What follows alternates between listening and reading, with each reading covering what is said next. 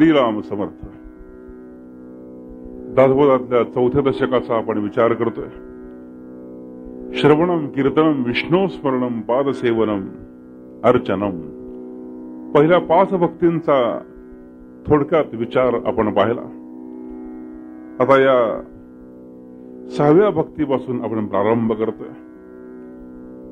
समर्थ रामदास स्वामी 6वी भक्ती सांगायला प्रारंभ करतायत आणि ही 6वी भक्ती म्हणजे जिचं नाव आहे वंदन भक्ती. नावातच मोठं सामर्थ्य आहे. वंदन म्हणजे नमस्कार करणं. आणि मग ही वंदन भक्ती काय आहे याचं वर्णन समर्थ करायला प्रारंभ करताना सुरुवातीला म्हणतात, 6वी भक्ती ते वंदन करावे देवासी नमन, संत साधू आणि सज्जन नमस्कारित जावे श्रीराम. 6वी भक्ती वंदन नावाची म्हणजे नमस्कार करणं असं त्याच्यामध्ये प्रामुख्यानं सांगितलेलं आहे. मग हा नमस्कार कोणाकोणाला करावा? समर्थ सांगतात, संत साधू सज्जन हे जे सगळे लोक आहेत त्यांना प्रथमतः नमस्कार करावा. समर्थांनी या समासात कोणाकोणाला नमस्कार करावा, कोणाकोणाला वंदन करावं याचा सुंदर उल्लेख केलेला आहे. समर्थ म्हणतात, सूर्यासी करावे नमस्कार, देवासी करावे नमस्कार, सद्गुरूस करावे नमस्कार, साष्टांग भावे. या नमस्काराने सुद्धा 2 प्रकार पाहायला मिळतात. साष्टांग नमस्कार आहे. आता हा साष्टांग नमस्कार कोणाकोणाला करावा, साष्टांग नमस्काराचे अधिकारी कोण कोण आहेत याचे वर्णन समर्थ करतात. पहा किती बारीक सारी गोष्टींचं वर्णन आहे. साष्टांग नमस्कारास अधिकारू नाना प्रतिमा देव गुरु, अन्यत्र नमनाचा विचारू अधिकारे करावा. साष्टांग नमस्काराला अधिकारी जर कोण असतील तर नाना प्रतिमा देव आणि गुरु हे साष्टांग नमनाचे अधिकारी आहेत. सूर्य, देव, सद्गुरु या सगळ्यांना साष्टांग नमस्कार करावा. त्याचप्रमाणे शिव, विष्णू, सूर्य, मारुती यांचं दर्शन जर माणसांनी घेतलं तर अनेक प्रकारचे दोष नाहीसे होतात. इतकं सामर्थ्य यांच्या दर्शनामध्ये आहे. समर्थांनी पुढे उल्लेख केलाय, शंकर शेषशायीच मार्तंडो मारुतिस्तथा, एतेषां दर्शनं पुण्यं नित्यनेमे विशेषतः. समर्थ म्हणाले की यामध्ये सुद्धा मारुतीला जर आम्ही नित्य नेमानं नमन केलं, वंदन केलं तर खरोखर आपल्याला फार मोठं प्राप्त होतं. आमच्या ठिकाणी असणारे दोष निघून जातात. म्हणून मारुतीला साष्टांग नमस्कार घालावा, नित्य नेमानं नमस्कार करावा. जिथे विशेष गुण दिसतात तिथं वंदन करावं. देवांच्या अनेक मूर्ती आहेत, परंतु या सगळ्या देवांना जरी आम्ही नमस्कार केला, जिथे विशेष गुण दिसतात तिथे सद्गुरूंचं अधिष्ठान आहे. सर्व देवांना आम्ही नमस्कार केला तरी ते एकाच भगवंताला प्राप्त होतं असं समर्थ म्हणतात. यासाठी एक उदाहरण दिलंय. आकाशात पतितं तोयम यथा गच्छति सागरम, सर्वदेव नमस्कारः केशवम प्रतिगच्छति. ज्याप्रमाणे आकाशातून पडणारं पाणी एका सागरालाच जाऊन मिळतं, त्याचप्रमाणे सर्व देवांना केलेला नमस्कार अखेर केशव म्हणजे विष्णूलाच पोचतो असा शास्त्राचा आधार आहे. तेव्हा कोणताही देव असो, कोणी पूजनीय व्यक्ती असो, त्या सर्वांना अनन्य भावानं नमस्कार करावा. असं हे नमस्कार आहे. व या नमस्काराचे फायदे कोणते, नमस्कारामुळे होतं काय, काय मिळतं याचं वर्णन समर्थ करतात. अरे नमस्कारामुळे जर काय प्राप्त होत असेल, नमस्कारे कृपा उचंबळे, नमस्कारे प्रसन्नता प्रबळे, नमस्कारे गुरुदेव ओळे साधकांवरी श्रीराम. नमस्कार केल्यानंतर कृपा उचंबळून येते, प्रसन्नता अंतःकरणाच्या ठिकाणी येते आणि गुरुदेव ज्यांना आम्ही नमस्कार केलेला असतो ते आमच्यावरती प्रसन्न होतात. असा हा नमस्काराचा फायदा आहे. म्हणून समर्थ म्हणतात आणखी कोणकोणते फायदे या नमस्काराचे आहेत. तर नमस्कारामुळे होतं काय म्हणाले. माणसांची मन जर हटलेली असतील तर एका नमस्कारातून ती मन पुन्हा जुळतात. नमस्कार केला, वंदन केलं आणि फायदा एकच होतो की माणसं खुश होतात, आनंदित होतात, मनातल्या शंका निघून जातात. म्हणून मस्तक लपविण्यापेक्षा दुसरा मोठा दंड कोणताच नाही. म्हणून हे वर्म लक्षात घ्यावं आणि वंदन भक्ती करावी असं समर्थांना सांगायचंय. बरं, आता या नमस्काराला, वंदनाला खर्च कोणता आहे? समर्थ म्हणतात काहीच खर्च नाही. नमस्कार करण्यासाठी काय काय सामग्री लागते? समर्थ म्हणाले काहीही सामग्री लागत नाही. नमस्कारास वेचावे न लगे, नमस्कारास कष्टावे न लगे, नमस्कारास काहीच न लगे, उपकरण सामग्री श्रीराम. या नमस्काराला कोणत्याही प्रकारचे कष्ट नाहीत, कोणत्या प्रकारची सामुग्री आणावी लागत नाही, काहीच लागत नाही. म्हणून अत्यंत सोपी असणारी ही भक्ती वंदन भक्ती. आणि समर्थ म्हणतात अरे नमस्कारायचे नाही सोपे, पण नमस्कार करावा अनन्य रूपे. नमस्कारासारखं सोपं साधन नाहीये, पण हा नमस्कार अनन्य रूपाने करणं हे फार महत्वाचं आहे.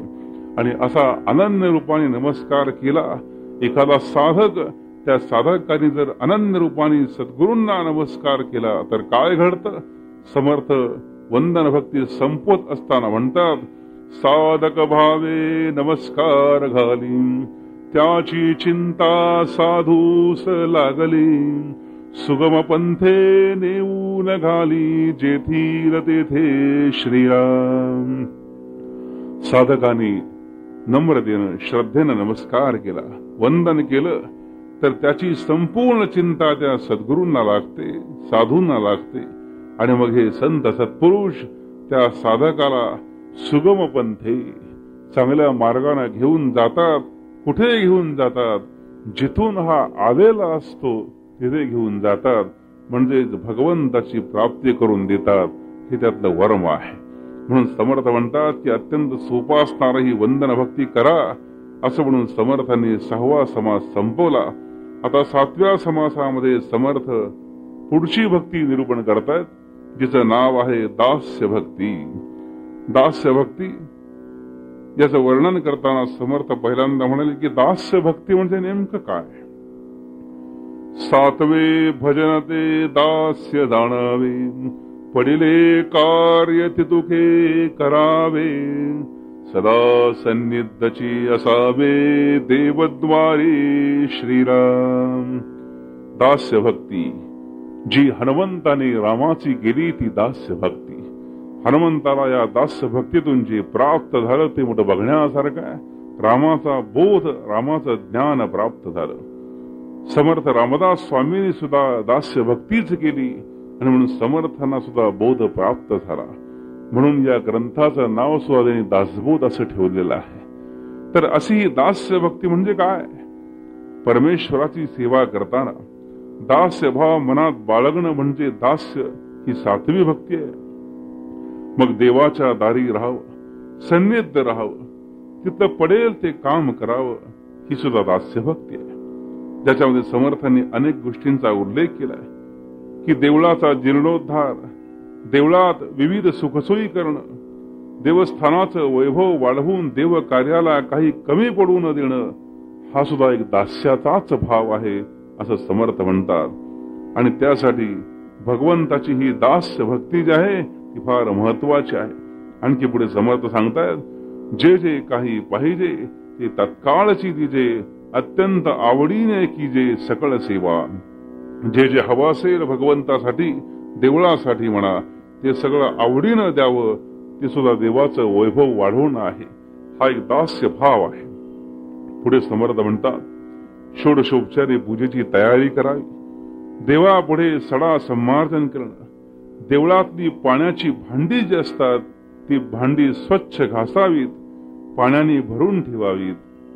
हा सुद्धा एक दास्य भक्तीतला आविष्कार आहे की भगवंताची, माझ्या देवाची पूजा आता होणार आहे, त्यासाठी या देवाला लागणारी भांडी, ज्या भांड्यामध्ये शुद्ध पाणी ठेवायचंय ती भांडी स्वच्छ असली पाहिजेत, त्यासाठी हा एक भाव आहे.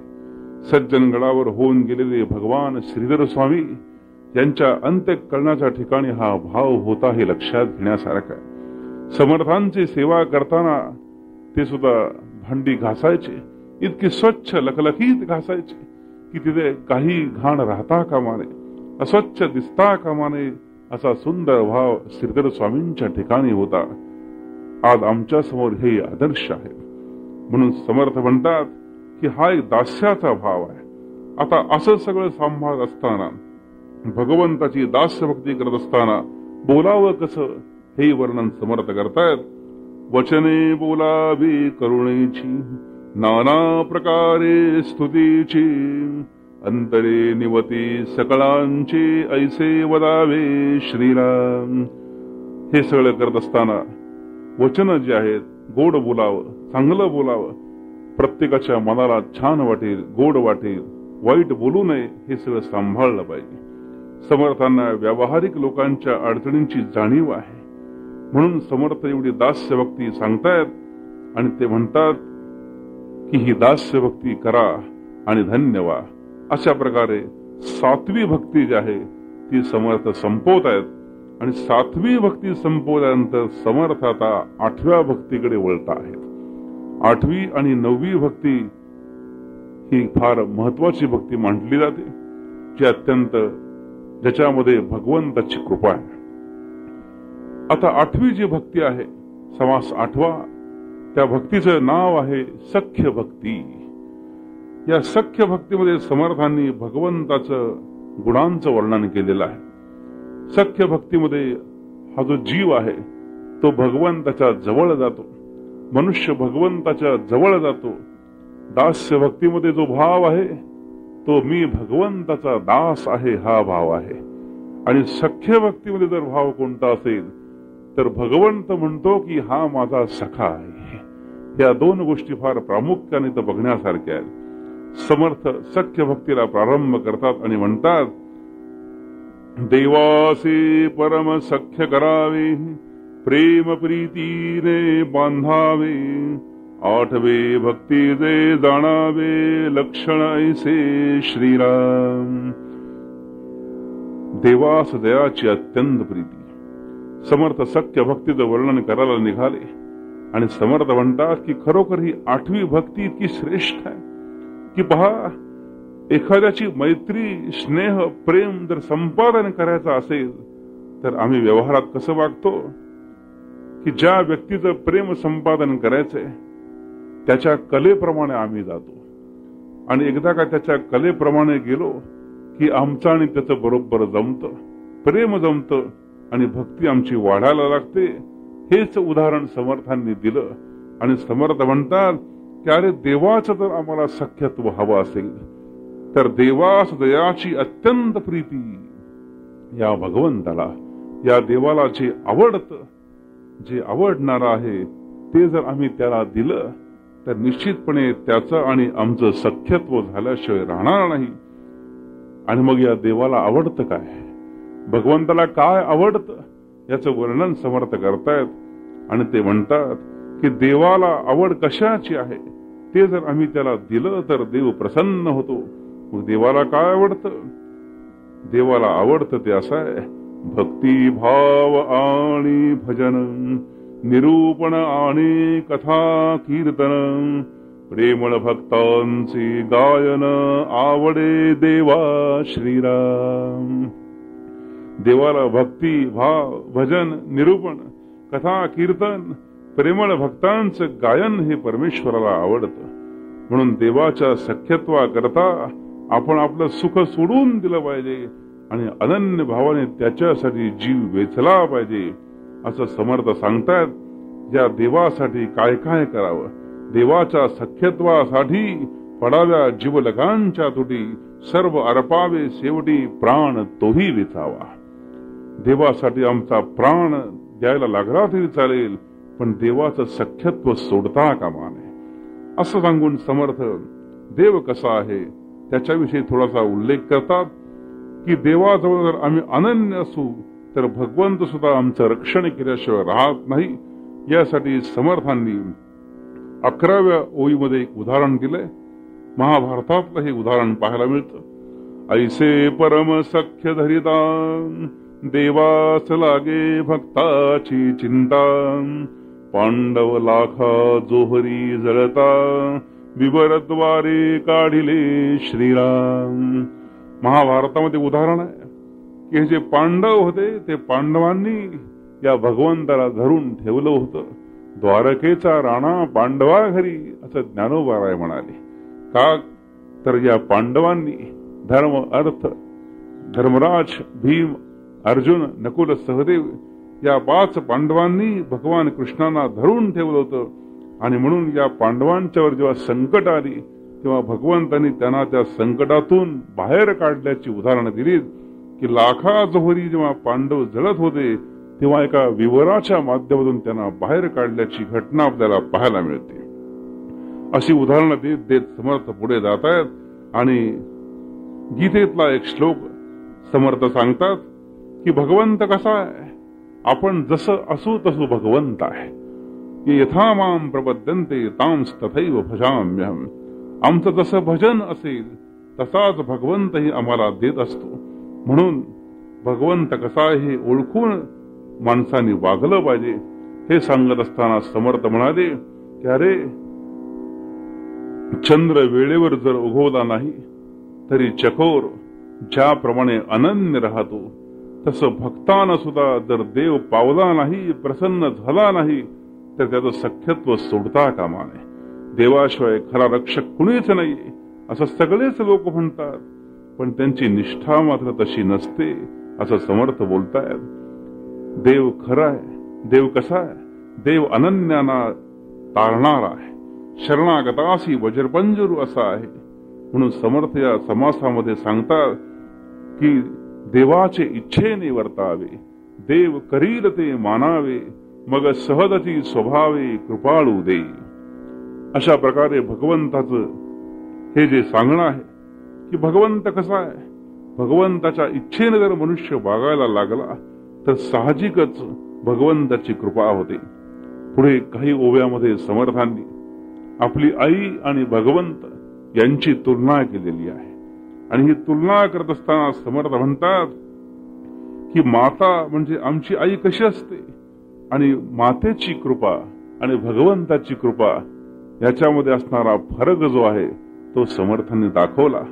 समर्थ म्हणतात पाहता देवाचे कृपेशी माता मातेची कृपा कायसी, माता वधी बाळकासे विपत्ती काळी श्रीराम. देवाची कृपा आणि मातेची कृपा जर पाहायचा विचार केला तर खरोखर माता काही वेळेला असं करते की एखादं संकट आल्यानंतर त्या संकटाच्या वेळेला काही वेळेला असं वागते स्वतःच रक्षण करते पण मुलाचं रक्षण करत नाही. पण भगवंत मोठा दयाळू आहे. भगवंत इतका दयाळू आहे की भक्तासाठी तो वाटेल ते करायला तयार होतो. झाला महार पंढरीनाथ असं वर्णन आहे.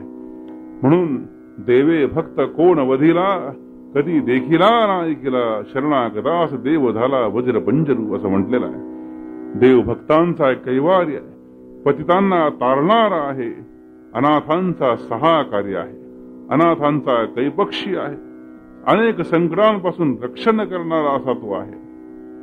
गजेंद्र मोक्षाची कथा समर्थ सांगतात. त्या गजेंद्राला सुद्धा तो धावून आला असा देव कृपेचा सागर आहे, करुणेचा जलधरू आहे. त्या देवांना आपल्या भक्तांचा कधीही विसर पडणार नाही असं समर्थ सांगतात. आणि म्हणून त्या भगवंताची सख्यत्व धरा, त्याला शरण जा.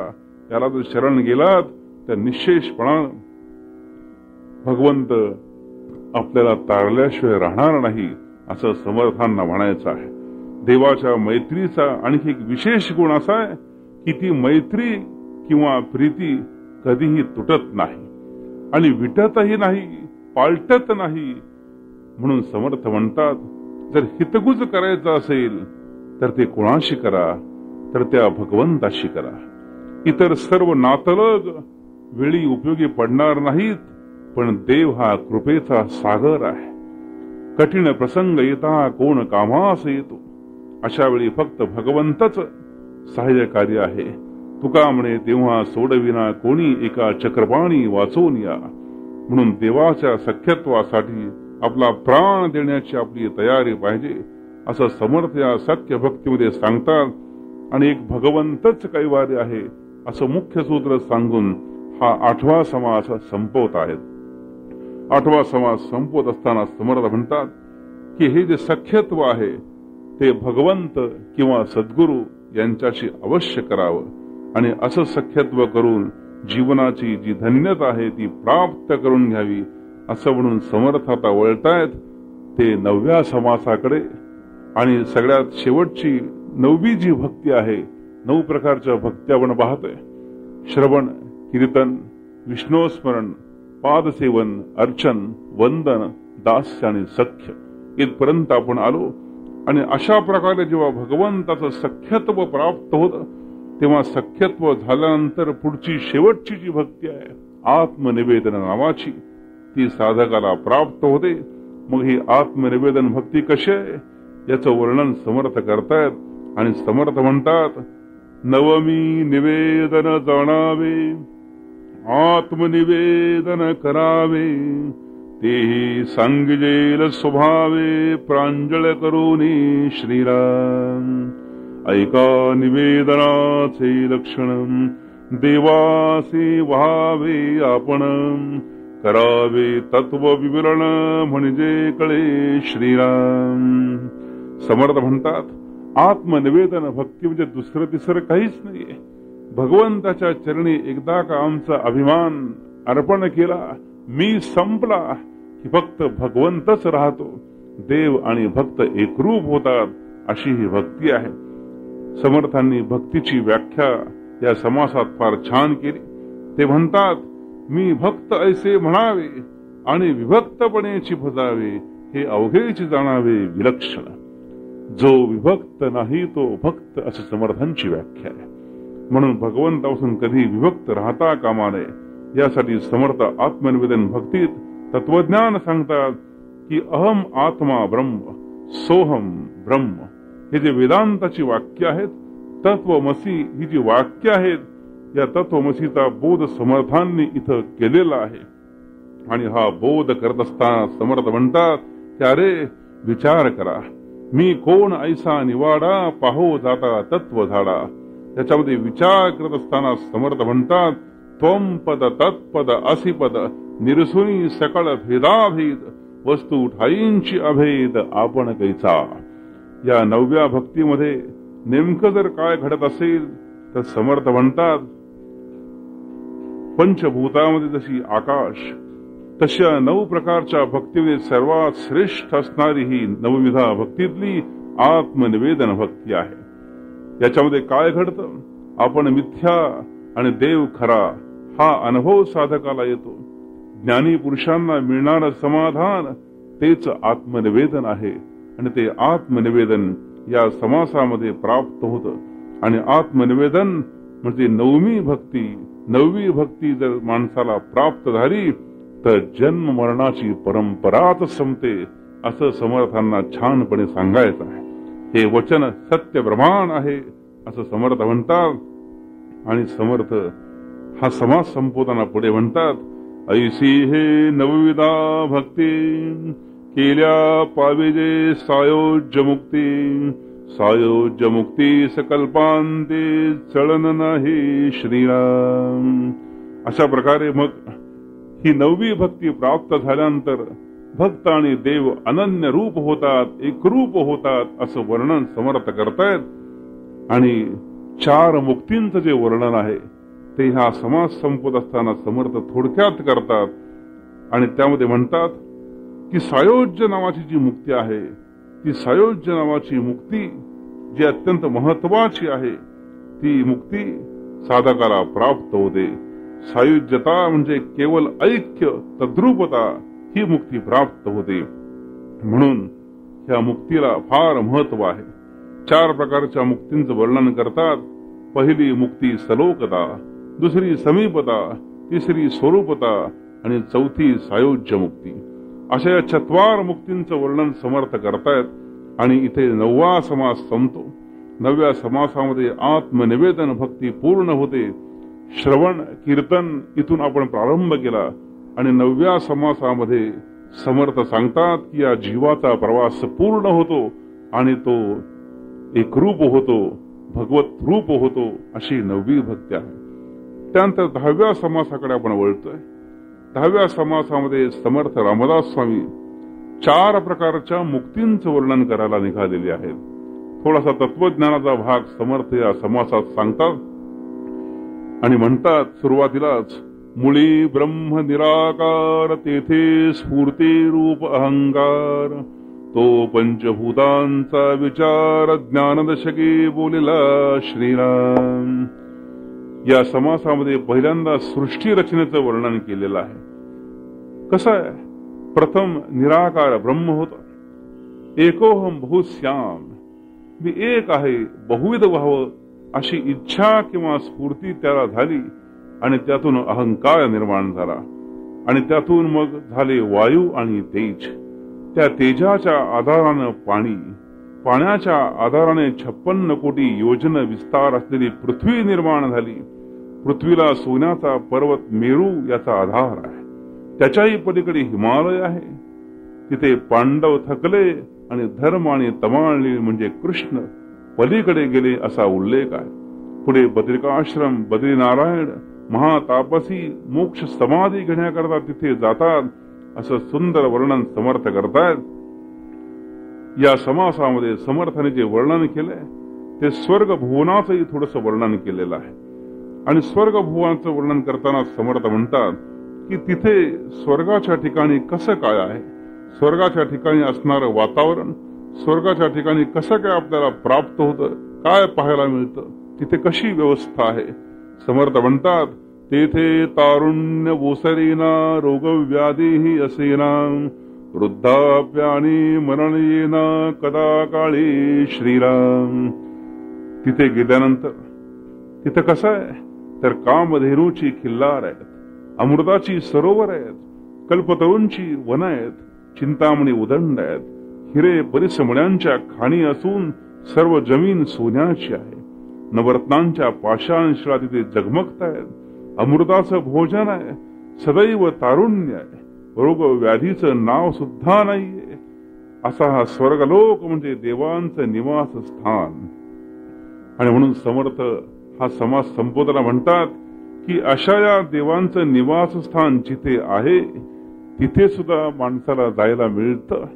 पण समर्थ म्हणतात, अरे त्या देवांच्या ठिकाणी जर आपण गेलो ना म्हणजे थोडक्यात आम्हाला स्वलोकता मुक्ती प्राप्त होते. 4 मुक्तींचं वर्णन या समासात करतायत. आता शेवटच्या 4 ओव्यांमध्ये समर्थ 4 मुक्तींचं वर्णन करतायत. तिथली पहिली जी आहे ती स्वलोकता आहे.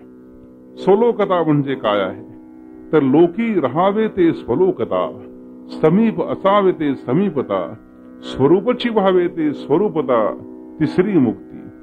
त्या लोकांमध्ये जाणं ही स्वलोकता मुक्ती आहे. देवाजवळ राहायला मिळणं ही समीपता मुक्ती आहे. त्या देवाच्या स्वरूपाशी एकरूप होणं ही स्वरूपता मुक्ती आहे. पण समर्थ म्हणतात, अहो विष्णू भक्त विष्णू स्वरूप जरी झाला तरी त्याला श्रीवत्स, कौस्तुभ आणि लक्ष्मी ही विष्णूचे चिन्ह मिळत नाहीत. जोपर्यंत सुकृत आहे, जोपर्यंत प्रारब्ध आहे तोपर्यंत त्याला तिथे राहायला मिळतं आणि या मुक्तीचा आनंद लुटता येतो. पण समर्थ म्हणाले, सुकृत सरताच ढकलून देती. सुकृत संपलं रे संपलं की पुन्हा मला या मृत्यू तलावर यावं लागतं, पुन्हा पुण्य प्राप्त करून तिथे जावं लागतं. म्हणजे पुन्हा पुनर्जन्माच्या चक्रात लकटला जातो मनुष्य. म्हणून या तिन्ही मुक्ती नाशिवंत आहेत असं समर्थ सांगतात. आणि पुढे म्हणतात, फक्त एकच मुक्ती जी आहे ती मात्र शाश्वत आहे आणि ती मुक्ती म्हणजे सायुज्यता नावाची. ती कशी आहे तर ती सायुज्यता मुक्ती तिचा कधीही नाश होत नाही. सगुण भक्ती ते छळे, निर्गुण भक्ती ते न छळे, हे अवघे प्रांजळ कळे सद्गुरु केलिया श्रीराम. अशा वेळी या चौथ्या मुक्तीचं वर्णन समर्थ करतायत की सायुज्य नावाची मुक्ती शाश्वत आहे। एक वेळ ब्रह्मांड नाश पावेल, पर्वतासहित ही क्षिती जी आहे ती क्षिती सुद्धा जळून जाईल, मुक्तींचा तिथे काय पाड लागणार आहे। समर्थ म्हणतात हे सगळं जरी गेलं तरी निर्गुण परमात्मा मात्र निश्चल आहे, निर्गुण भक्ती ही अचल आहे। निर्गुण स्वरूपाशी अनन्य होणं म्हणजे सायुज्य मुक्ती आहे। अरे तीच ही निर्गुण भक्ती प्राप्त करून घेण्यासाठी काय केलं पाहिजे, तर सद्गुरूंच्या ठिकाणी गेलं पाहिजे। आणि ग्रंथराज दासबोधामधला 9वा भक्तींचा 4था दशक पूर्ण होतो, इथे आपल्याला थांबायचं आहे। जय जय रघुवीर समर्थ।